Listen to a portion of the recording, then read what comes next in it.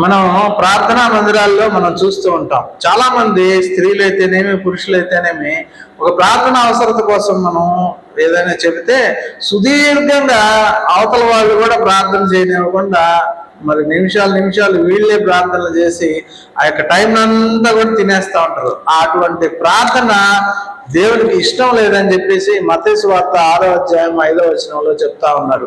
మీరు ఏదైతే అన్ని జనుల వల్లే సుదీర్ఘమైనటువంటి ప్రార్థనలు చేయడం వల్ల మీకు ప్రతిఫలం వస్తుంది.